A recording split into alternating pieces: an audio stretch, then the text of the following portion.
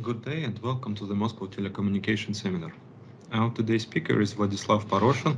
Vladislav received his bachelor degree in applied mathematics in physics at MIPT last year and is currently pursuing his master's degree. Since 2021, Vladislav has been working at the Wireless Networks Laboratory of the Institute for Information Transmission Problems. His research interests include development and research of algorithms for Wi-Fi devices, including those involving machine learning methods. Today he will present us results on aggregation algorithm for Wi-Fi 7 networks. Vladislav, the floor is yours. Thank you, Vyacheslav.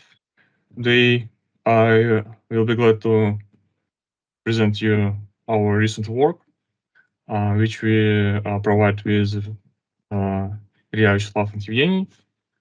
So I will be glad to answer on the questions during seminar. So don't be shy to ask them. And let's start.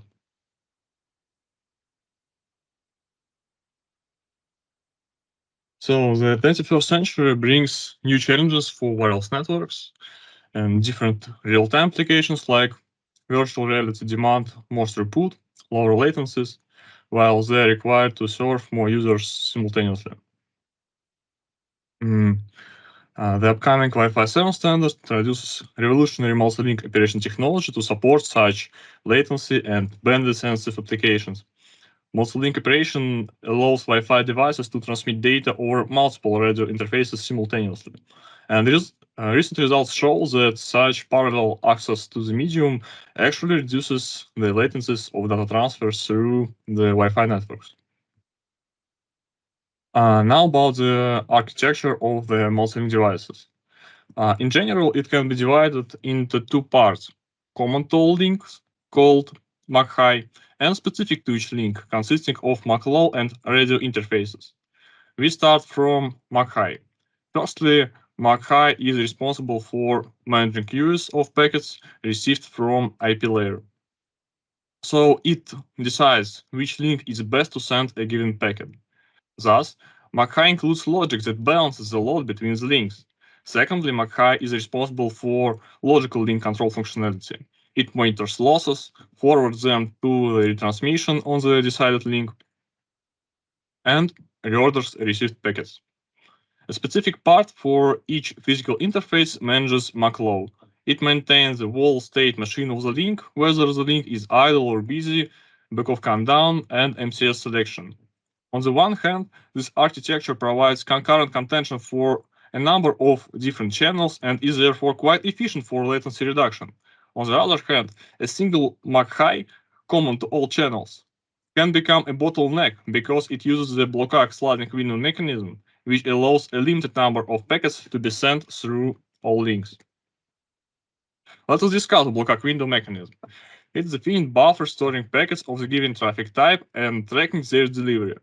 With block window originator, can aggregate several MPDUs within block window into one AMPDU, thus reducing per MPDU overhead on file headers, acknowledgements, contention for the channel, and interframe spacing.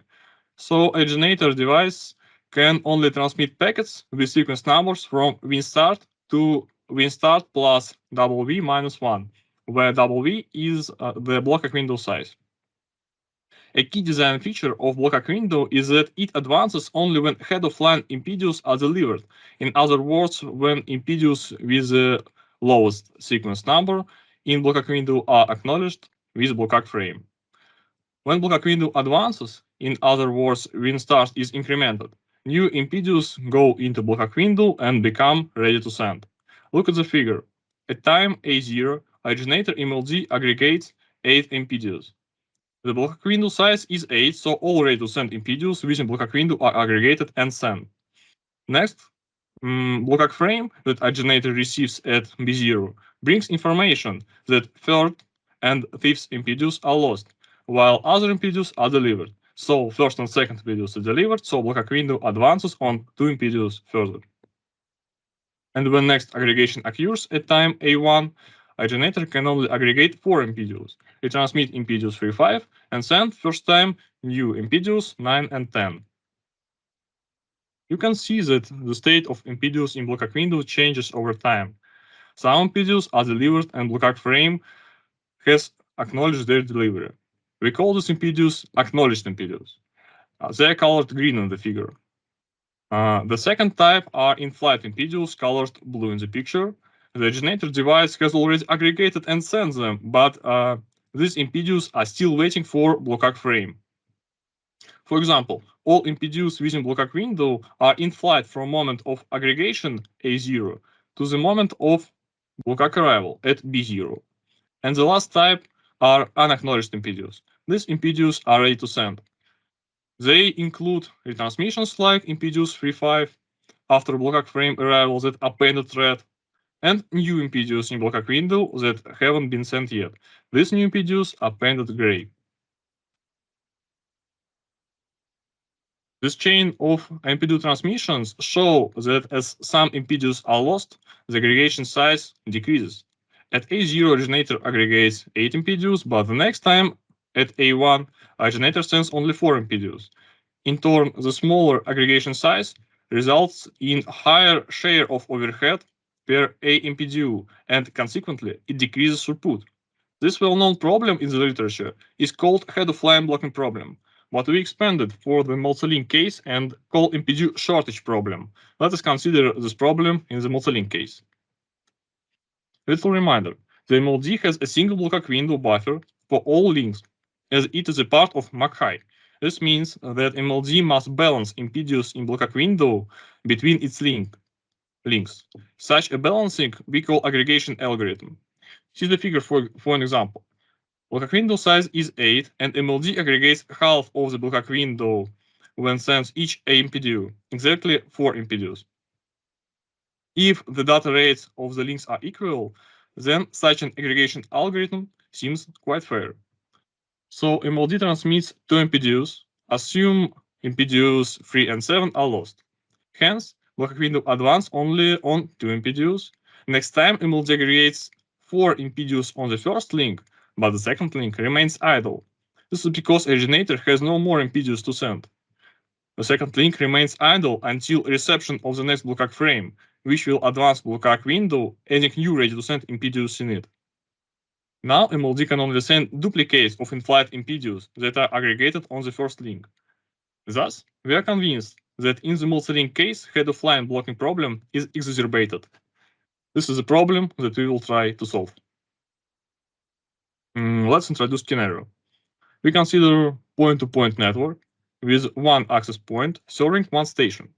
The devices serve to trade downlink flow via 2 radio interfaces and 2 logical links respectively. The links don't have any cross-link interference, hence they are independent. Thus, as you can see in the picture, the access point can send data asynchronously via the links without risk of corrupting one link transmission by sending data on another link. Also, we use an MPDU aggregation mechanism using several MPDUs into one MPDU, as was said, without any redundant interframe spacing, backoff, and physical layer headers. Now we are ready to formulate our objective. We want to develop an aggregation algorithm for MLD that increases throughput in a point-to-point scenario. This algorithm will resist to MPDU shortage problem and will decide how many MPDUs in MLD should aggregate and send right now on the given link. And we will start by constructing an optimal aggregation algorithm in a scenario with no MPDU losses. So let's divide the time on each link into cycles. Each cycle is a time from transmission start to the next transmission start, from A2 to A4, for example. The cycle contains a single MPDU of aggregation size Y and the total overhead per cycle of duration T. This overhead, this data. This overhead includes physical layer header of a MPDU, all interframe spacing, block frames that the originator expects after data transmission, and contention for the channel, backoff countdown. For simplicity, all overheads of a cycle are grouped into a single overhead interval, shown as a gray parallel puppet. In the theoretical analysis, we assume that data rates are constant. Overhead on each link is also constant and doesn't change over time. We assume also that block ACK arrives immediately after end of the data transfer, respectively at the moments B. These moments B which from B block ACK. So finally, we assume that TXP limit is 0. This means that aggregation size isn't limited by TXP boundaries, and contention for the channel occurs after each MPDU transmission. Now I want to introduce one more important designation, time shift between the starts of the transmission on the one link and another. So time shift 1, 2 means time from the start of transmission on link 1 to start of transmission on link 2. It's designated with arrow, so start of transmission on one link, first link, and on the second. This values 1 to 2, 2 to 1, and so on.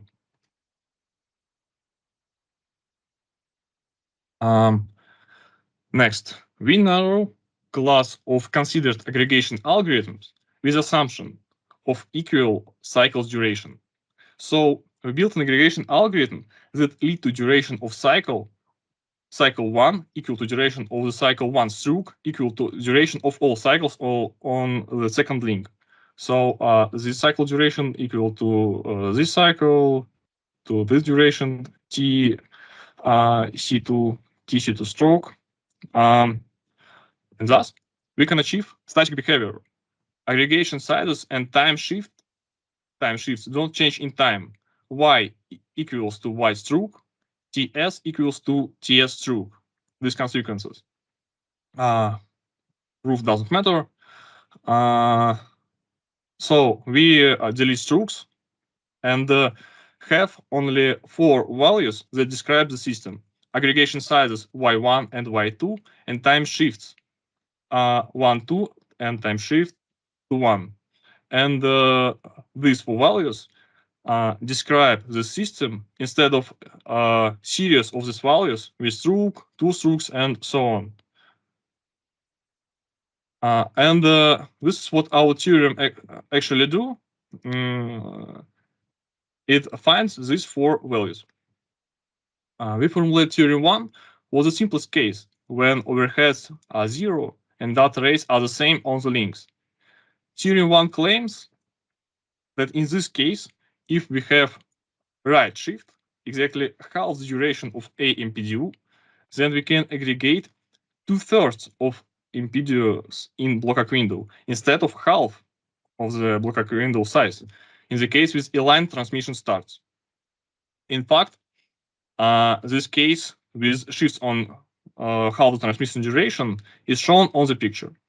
To prove theorem, we will express restrictions on the aggregation sizes for link 1, Y1, and link 2, Y2. So this restriction and this restriction.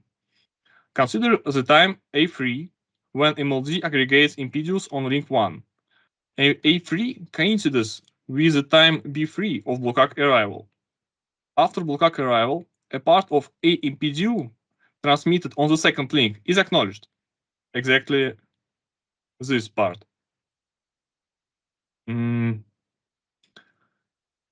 But other part remains as in-flight MPDUs. These MPDUs are taking place in block ACK window right now. Therefore, the sum of the aggregation size Y1 plus the number of still in-flight MPDUs on link 2 is less or equal to block ACK window size W.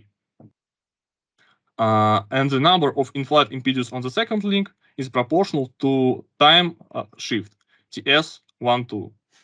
For transmission on the second link, we can write the same inequality, and using the restrictions and geometric considerations 3, 4, we can solve these inequalities and find required maximum aggregation size and corresponding time shift. So 2/3 of the block ACK window size, and shift is the half of MPDU duration. All in all, I want to highlight one more time that MLD should shift its transmission starts. This increases aggregation size. Maybe this is the main idea of my talk. Theorem 2 does the same as Theorem 1, but under more general conditions. Now the data rates can be different. The cycles overheads T1, T2 can also differ and be greater than 0. After longer calculations, we get these formulas for aggregation size and shift. Note that we have a constraint on the maximum overhead duration, this constraint. If the overheads are greater than the constraint allows, then Theorem 2 cannot guarantee anything. About this constraint, we can speak further if we will have more time. Using these theorems, we construct an aggregation algorithm called Dumbler for scenarios with packet errors. So prerequisites. Let us summarize what we have. First, we know that when packet error rates occur, retransmissions mix with acknowledged impedance in block window, freezing the advance and causing head-of-line blocking. This reduces the number of ready-to-send impedance. Secondly, we know that in this case, block window contains acknowledged impedance, unlike the previous case, theoretical case, without packet errors. Third, according to the theorems, optimal shifts TS between transmissions on the links allow aggregation size to be increased. Okay. Finally, we know that the optimal shift depends on block window size, overheads, and data rates, according to this formula. And the main problem is to account for alternating number of acknowledged impedance in block window. Okay, for this reason, we introduce effective block window size, which is block window size minus the number of acknowledged impedance in block window. This equation definition. Dumbler substitutes effective block window size E tau instead of block window size in formulas for shift TS and for aggregation size. So we substituted it. If block window has no acknowledged impedance, effective block window size and usual block window size are the same as in theory. But if there are acknowledged impedance in block window and arc from tau grows, E tau decreases. Therefore, Y aggregation size, according to formulas, decreases too. So E tau decreases, Y decreases, and this behavior seems quite logical. So Dumbler workflow, what it actually does. First, Dumbler calculates effective block window size E tau by counting acknowledged impedance in block window. Secondly, Dumbler calculates time shift between transmission start that it is trying to achieve. At the moment AI, Dumbler calculates time shift T S star 1, 2, but about this further. To obtain time shift, it calculates T1, T2 overhead values. Dumbler averages backoff, summing it up with other overhead per cycle. And finally, the seamless geometric part. First step, consider the figure. MLD wants to start transmission on the second link at time AI.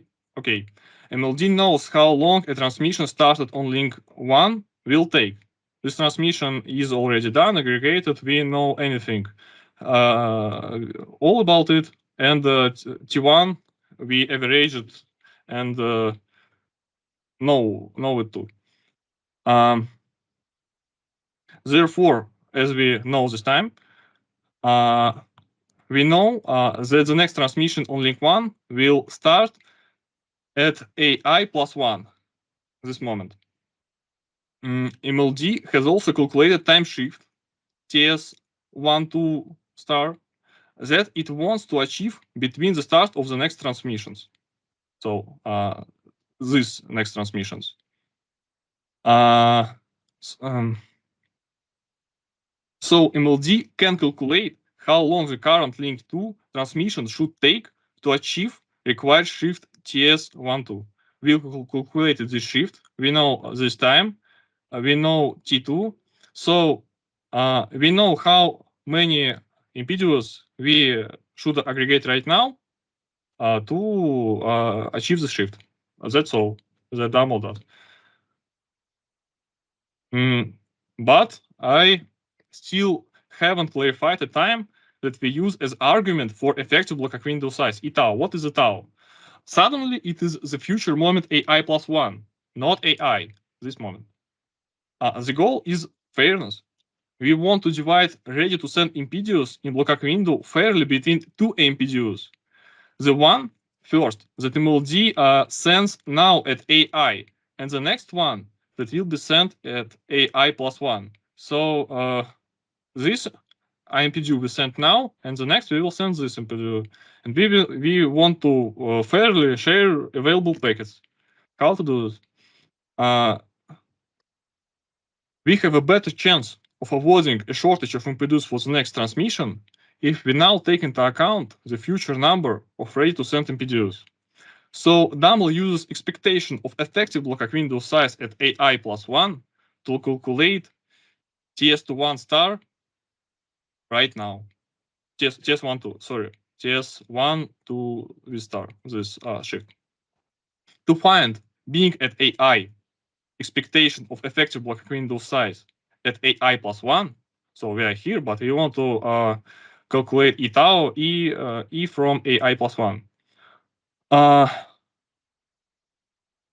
calculate it, DAML calculates the expectation of block window advance that occurs after receiving block arc frame at BE. So here we receive block arc frame, it changes state of block window, and we have some advance. We can calculate only expectation of this advance due to packet error rates. To do this, we take into account positions of in-flight, acknowledged, and unacknowledged impedance, packet error within block window, packet error rates on the links, and so on. In fact, block window advance is something like geometrically distributed random value. It had some difficulties, some something not typical, but the idea, the kernel is geometrical distribution.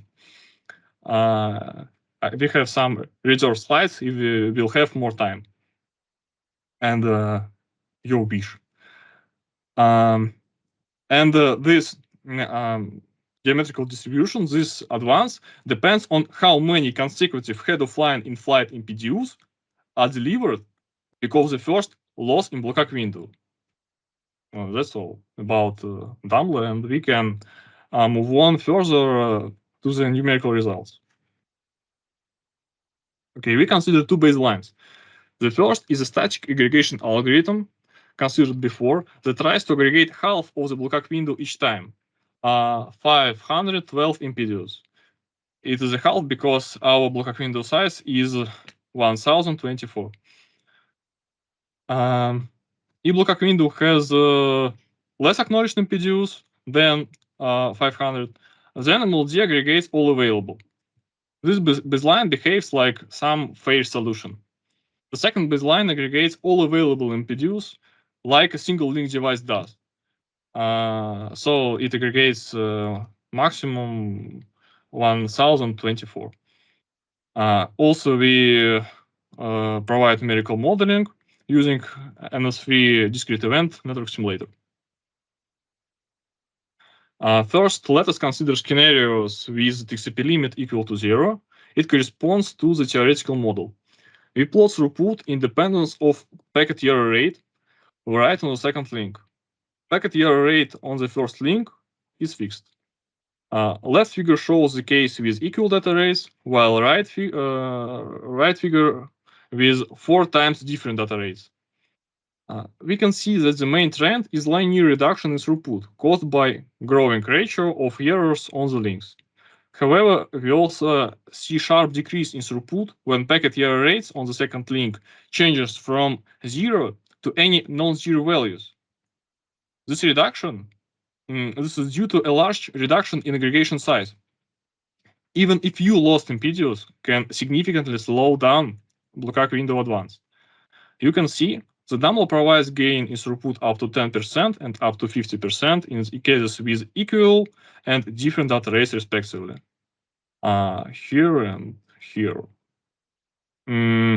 Thus, in scenarios with different data rates, aggregation algorithm is the most important. Let's move on to scenarios with TCP mechanism enabled. And when TCP mechanism is active, throughput gain is lower. This is because the TCP mechanism truncates last IMP2 within TCP and reduces its aggregation size.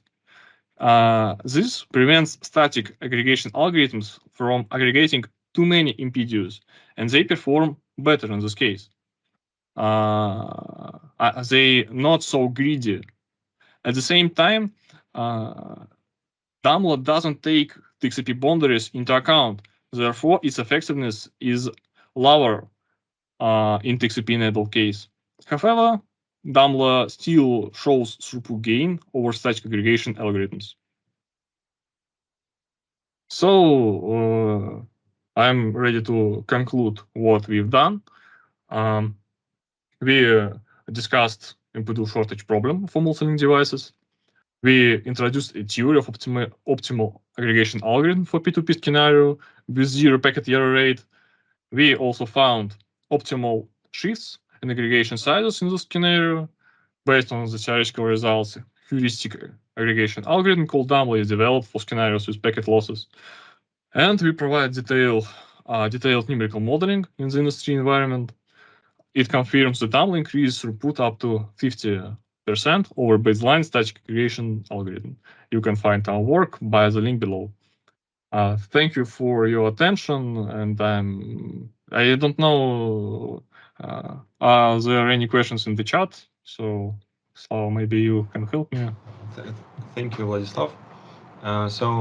We have several questions in the chat. The first question from Artem Krasilov. I can comment by voice. Thank you, Vyacheslav, for interesting talk on this topic of multi-link transmission. My question relates to the theory which you have presented, and as far as I remembered, you stated that the overhead for backoff is fixed, right? So this yes. These gray rectangles are of fixed size. Yeah, if we are talking about theoretical model, yes, but in the industry simulation, no. So when we construct a DAMLA, that should work in the realistic scenario. It says, okay, I average backoff, average overhead, and works with averaged values. But theoretical model only takes on the input constant values. But when we simulate in NS3, we use a normal distributed overhead backoff with its mean 15. Okay, so actually my question relates to the scenario. So you assume that there is no contention in the channel. Yeah, we have only one STA. Okay, and even in simulation, you also have one station outside the channel. Only point to point. Okay, and what do you expect will change if there will be contention in the channel? Maybe. So, I mean, do you expect that your proposed algorithm, which is based on the assumption of some, let us say, constant overhead for backoff, can still work in the scenario where this overhead has heavy tails? I exactly know, because I've plotted such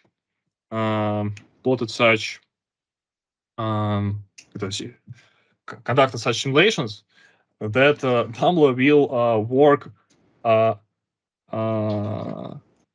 worse than static algorithms, because the system of equations, which theorem 2, which we prove, works only with such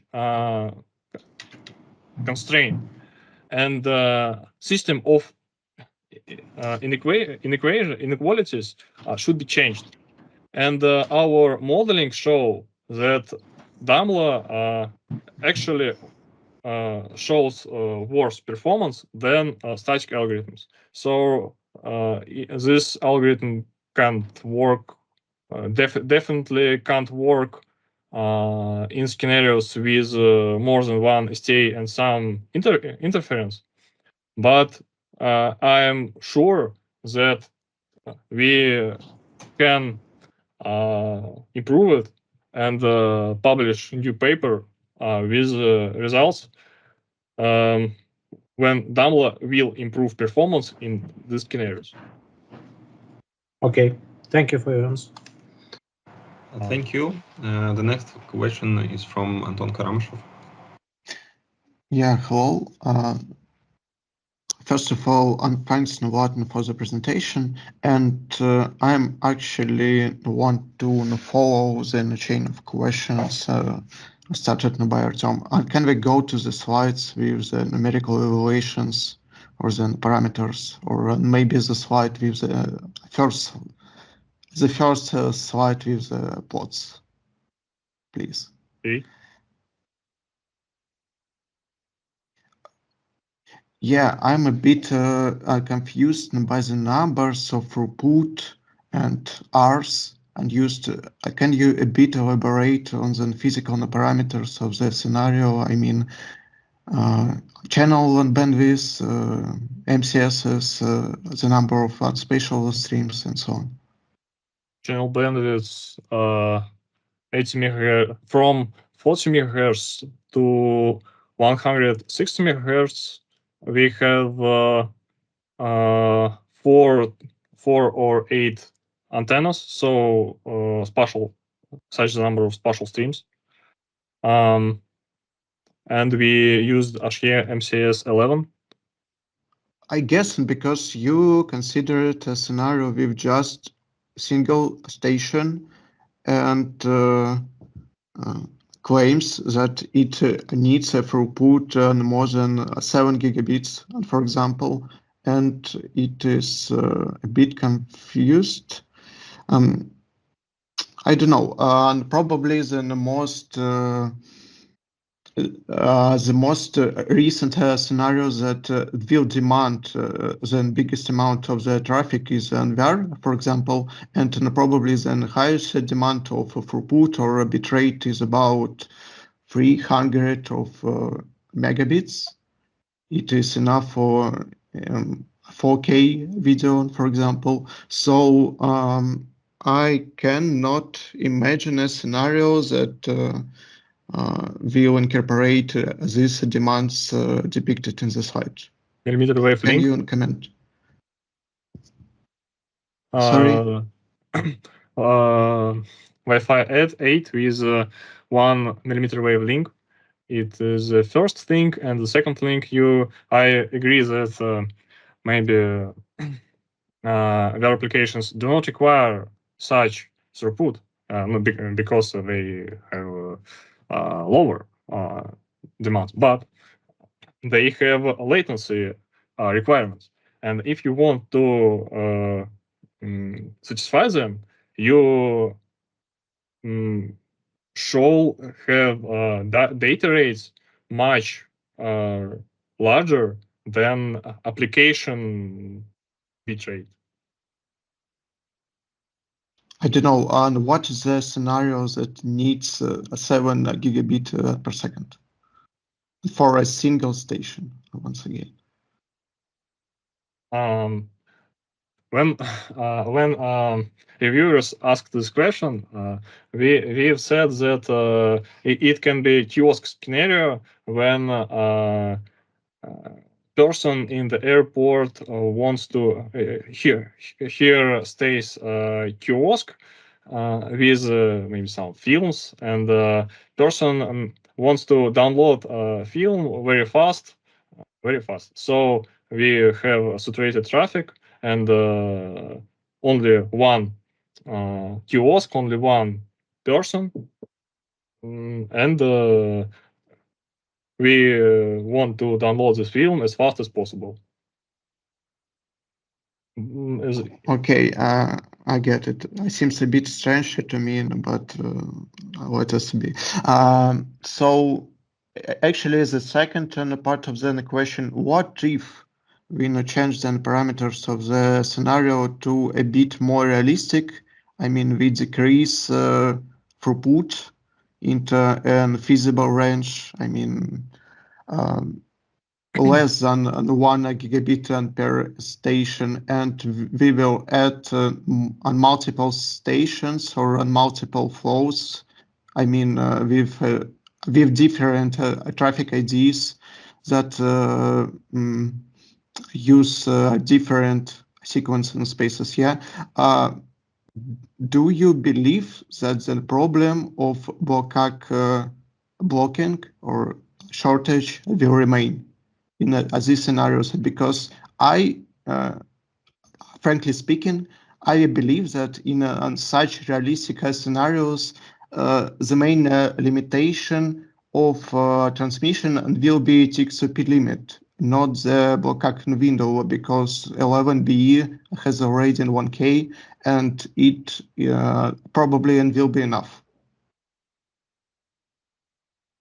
I don't take your point about the TXP limit will something next. Okay, for example, if we consider multiple stations with much lower bitrate or throughput, we shall more frequently continue our TXP and get our blocks. So the problem will be to do a lot of block transmissions. So I personally do not expect that the problem of a blockage, I mean a block window blockage, and will remain. This is a very good question, I think, and I also have some things to conduct additional research when it can be really useful. And I suppose, and I think that in the huge blast of scenarios, you will be right, but not always.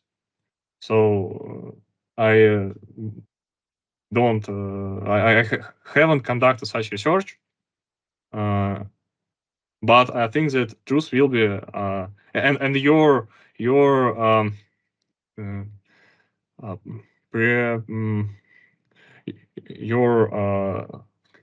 things points are, I agree with it, but I think that not always.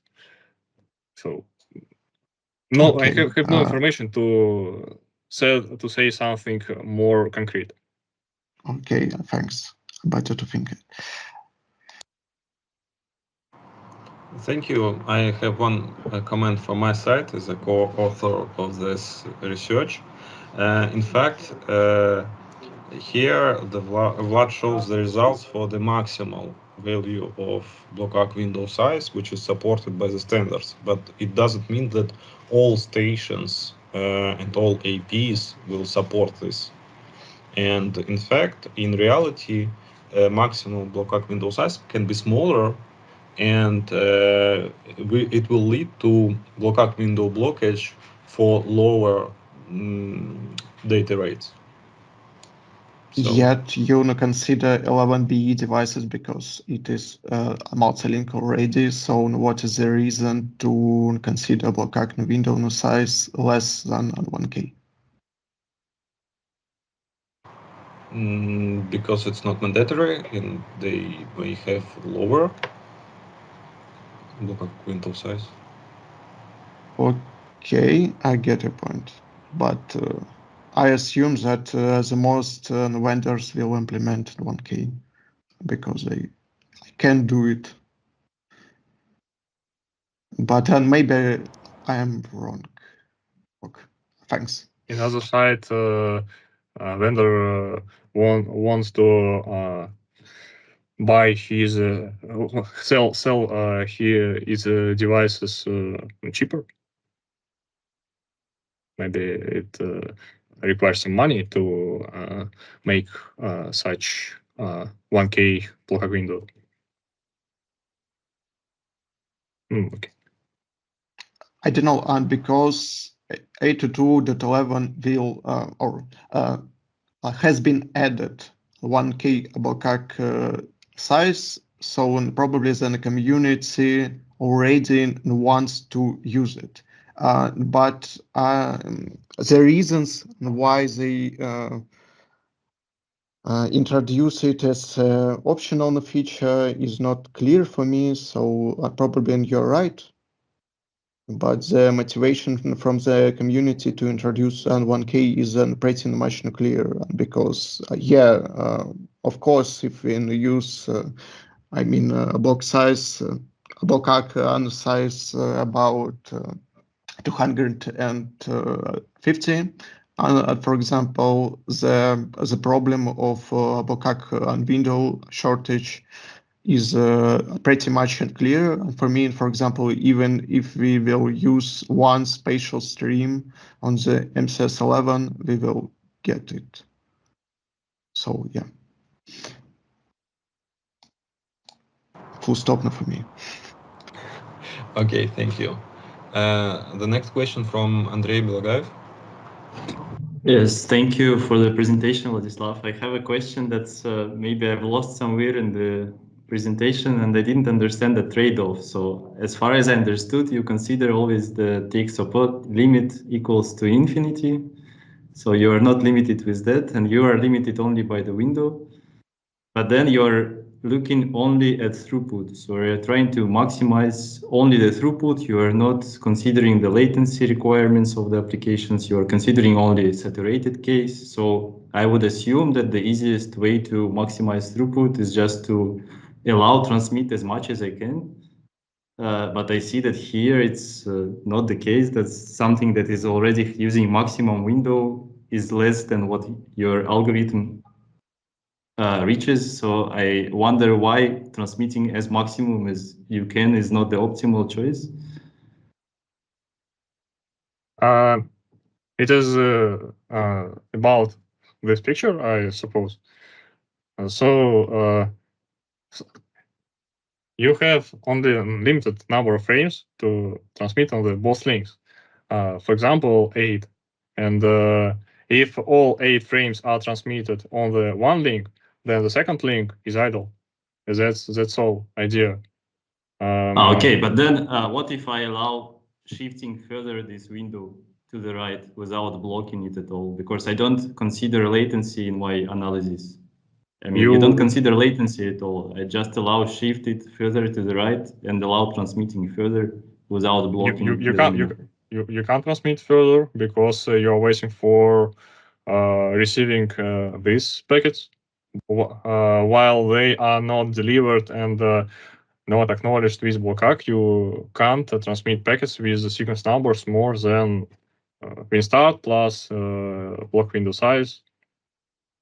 Or I don't understand something. How would I see it working? Then it's not really a question, but it was how I saw it working is that you have a TXOP limit because you cannot really occupy your medium if you have more than one user in the network, and also you have neighboring networks.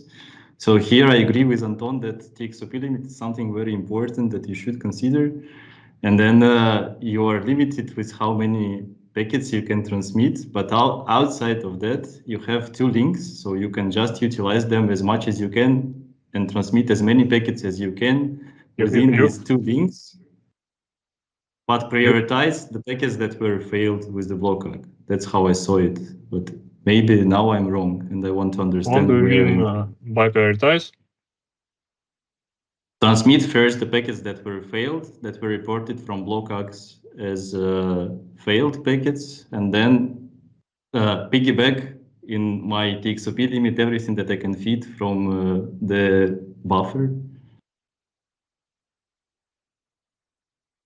I don't really catch enough what is prioritized, but okay, about the first moment. Even if you have TXOP, okay, it is still a good idea to shift your TXOPs, because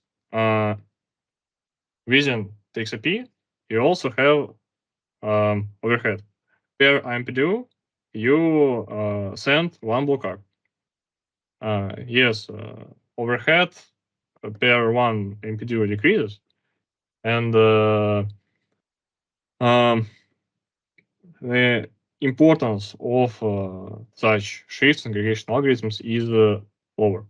But still, if you aggregate the whole window, then one link will be idle. And the TXP boundaries is 3 milliseconds for video, for example. And if you have enough big data rates, then within one TXP becomes infinity as your data rates increases. And I think that with data rates like gigabit or 2, you can transmit few huge MPDUs containing 300, 500 packets within one TXP, and they still can be aligned. And here you can more you have boundary condition that last TXP that you should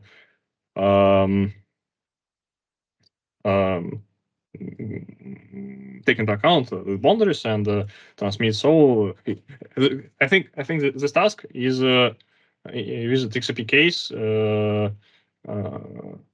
harder and maybe more interesting for constructing aggregation algorithms. I answered maybe a bit on the question. Yeah, I think now it's a bit clearer indeed. At least your motivation on shifting the TXOPs. But okay, I don't want to start a big discussion on that. I haven't read the paper either. So okay, thank you for your. You have two TXOPs that are aligned on both links. You start transmission simultaneously, and both TXOPs will have maximal of 500 MPDUs in the first IMPDU. But if you shift these TXOPs, you can aggregate to third. And due to overhead within TXOP, transmitting maybe 2 to first IMPDUs within it will be better than transmitting one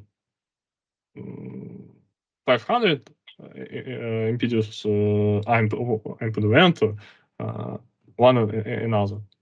And yeah, Vladislav, I said that I understood that. Okay. Sorry. I said thank you for your. Okay, thank you. Okay, thank you. Do we have any more questions for Vladislav?